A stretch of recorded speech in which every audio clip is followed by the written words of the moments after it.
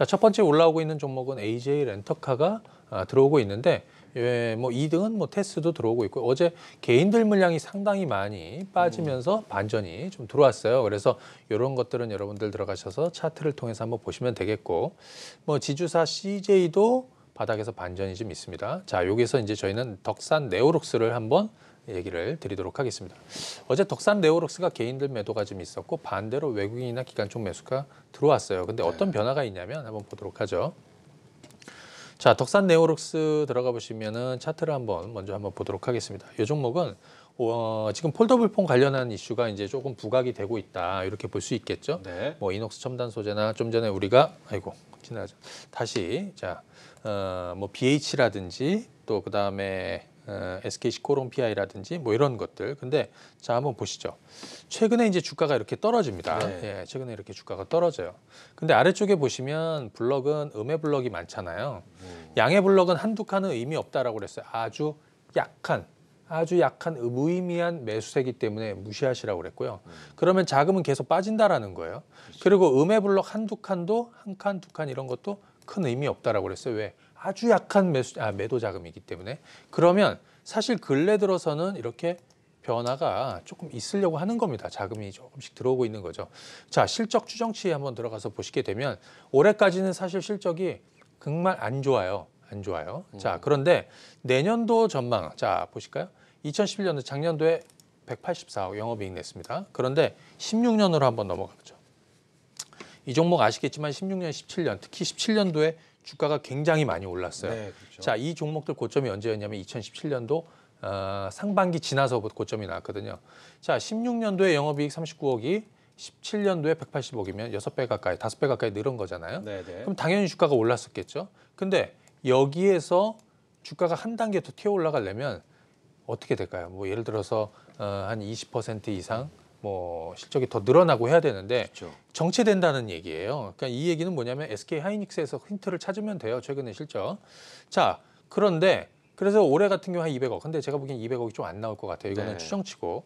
자, 이제 중요한 건 내년도입니다. 내년도. 제가 볼 때는 지금 디스플레이 쪽 같은 경우에는 근 벌써 1년 뭐 더 떨어진 종목도 있고 1년 반 정도 떨어진 종목도 많아요. 또 덕산 네오룩스 같은 OLED 소재 이런 업체들은 내년도가 좀 주목이 돼요. 아마 네. 1분기까지도 좀 좋지는 않을 것 같고 주가는 미리 반영한다는 얘기죠. 디스플레이는 지금 바닥일 것 같고 OLED 관련한 발주는 내년도에 이어질 거라고 생각이 들어요. 그래서 오히려 역발상으로 지금이 한번 이런 것들을 장기 투자나 또 중기적으로 봐야 될 시점이다. 이렇게 한번 말씀을 드려보고요. 네.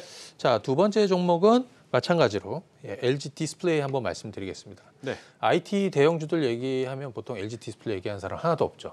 그렇죠. 자, 삼성전기, 삼성 SDI, 뭐 네. 삼성전자, SK 하이닉스, LG 저도 사실 마찬가지였어요. 그러고 보면 진짜 LG 디스플레이 얘기는 안 하네요. 얘기 안 하죠. 네. 왜냐하면 삼성전기, 삼성 SDI가 워낙 좋으니까. 근데 저는 개인적으로 최근에 별로라고 얘기했어요. 근데 LG 디스플레이는 마찬가지예요. 그닥 사실 매력이 없었어요. 근데 이제는 슬슬 봐야 될 시점에 왔다라고 생각이 들어요. 자, 디스플레이 쪽은 여러분들 한번 보십시오. 지금 우리가 블럭으로 봐도 여기서 이제 깨지는 신호, 여기 양의 블럭이 쌓이다가 음의 블럭 4칸이 딱 만들어지는 거기를 반전 시점이라고 제가 공부를 시켜드렸습니다. 그러니까 여기가 LG 디스플레이 반전 시점입니다. 그러니까 물량을 앞으로 팔겠다라는 시그널일 수 있다라고 그랬죠.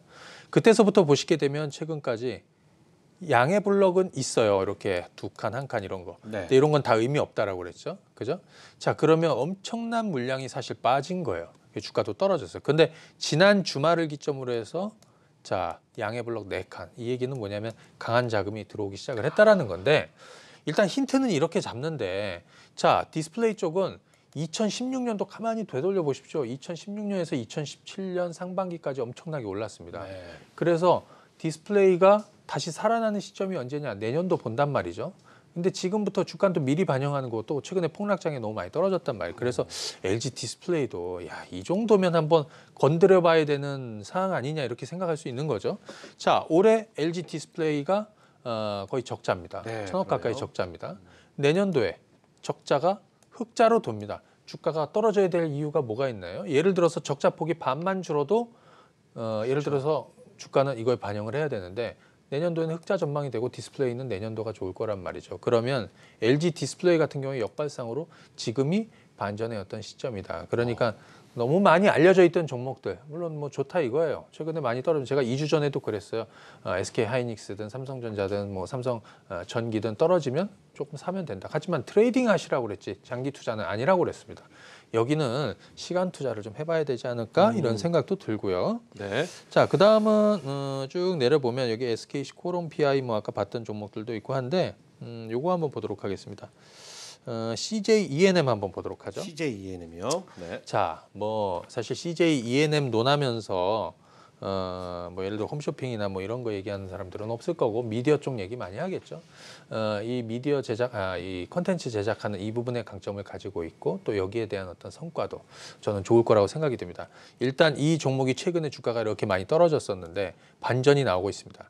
제가 매수 시점이라고 얘기해드렸던 것들이 뭐가 있냐면 양의 블록이 생겨도 만점 나오면서 이렇게 박스를 돌파하듯이 만점으로 돌파하는 여기가 매수 자금이 들어오기 시작한다는 어떤 시그널을 주는 자리라고 그랬거든요.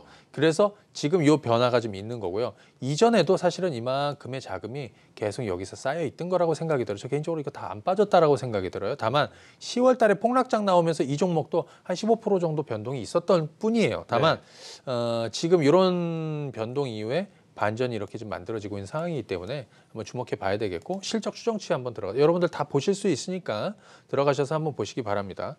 자, 예를 들어서 2018년 올해 영업이익이 2,900억 정도 전망이 되고 있습니다.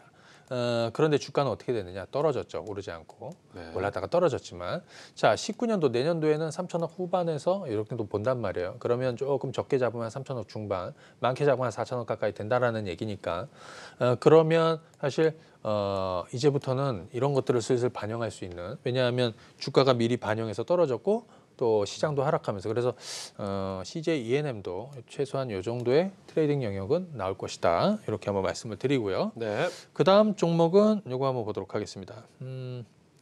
JYP의 엔터. 자, 네. 요걸 한번 보도록 할 텐데 잠깐만요. 자, JYP 엔터는 좀 패스하고 네네. 요거 한번 말씀드리죠. 한국전력. 한국전력. 네. 뜬금없죠. 한국전력 MC 하면서 뭐 이런 거 약간 하시면서 들어본 적이 없죠. LG 디스플레이만큼 그 좀 급이죠. 뜬금없습니다. 예, 네. 그죠. 아무도 쳐다보지 않는 거. 근데 항상 그 밑바닥은 소수들이 가져가는 거거든요.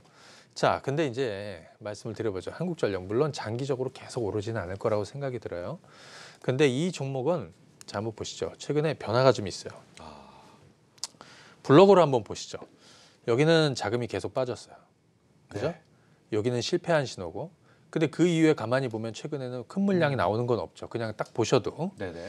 자, 한국전력 같은 경우에는 전기요금 인상은 아마 어려울 것 같고 다만 이 종목이 이제 수익성이 개선되는 요인은 원전 이용률을 높이는 거예요. 근데 최근에 이제 원전 이용률을 높이겠다라는 이슈가 이제 되고 있어요.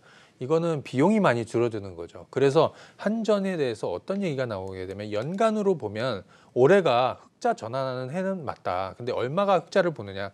작년에 적자였단 말이죠. 네네. 근데 올해는 뭐 지금 2조 8천억 정도 되는데 아마 제가 보기엔 2조 9천억대 정도 나올 것 같기도 한데 중요한 거는 바닥은 이렇게 만들면 서서히 올라가는 것이다. 그러니까 예를 들어서 아까 KB금융 투자하시는 이런 분들 그러니까 정말 묵직하고 무거워서 1년에 한 15% 수익을 내고 이런 분들한테는 지금 한국전력이 좋은 뭐 기회의 자리일 수도 있다. 이렇게 다만 시간 투자는 좀 해야 되겠죠. 그래서 그렇게 한번 보시면 되겠고 이전 저점이 한 23,800원 뭐 이렇게 되는데 이 정도가 만약에 깨지는 흐름이 나오면 요거는 다시 생각을 좀 전략을 짜야 되겠죠. 네. 그래서 이런 것도 한번 염두에 두시면서 접근해 보시면 좋을 것 같습니다. 예.